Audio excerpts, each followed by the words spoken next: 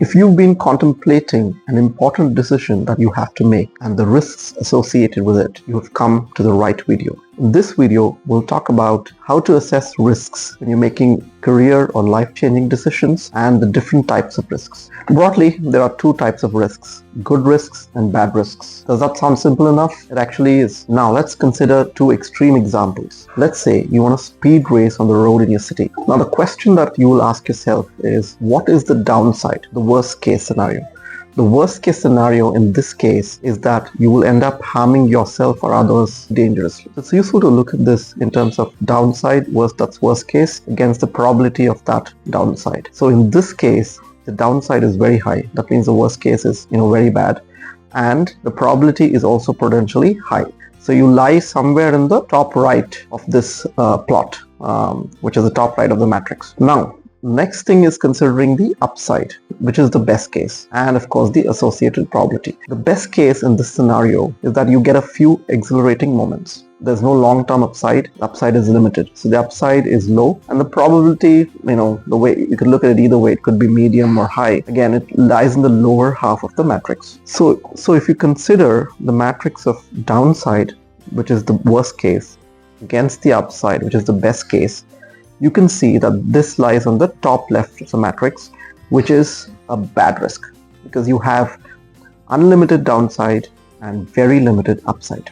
So now let's look at the other case where you're contemplating quitting your job and joining an early stage startup or starting your own company. Now, what is the downside in this case? The downside, or the worst case, is that maybe you'll have to go back to a job in a year or two. Again, big deal, right? And what's the probability of that? You could even say high or medium, but this is where it will lie. Now, if you look at the upside with this scenario is probably $1 billion, payout somewhere down the line. So the upside is unlimited. The probability again depends. Even if you call it low or medium, this is where it lies in the upside matrix. Now, if you consider the matrix of downside worst case versus upside best case for this particular scenario, you can see that you're actually in the bottom right corner where the downside is limited and the upside is potentially unlimited. So this is an example of a good risk. While we're at it, I'll take a good risk and ask you to subscribe to my channel. You can click on the button on the bottom right or on the bell icon. So if you look at the summary of downside versus upside and matrix associated with risks, you can see that the bad risks lie when the downside is very high and the upside is limited, the top left of the matrix, and the good risks lie at the bottom right where the upside is high and the downside is low. And of course, the medium cases could be a gray area.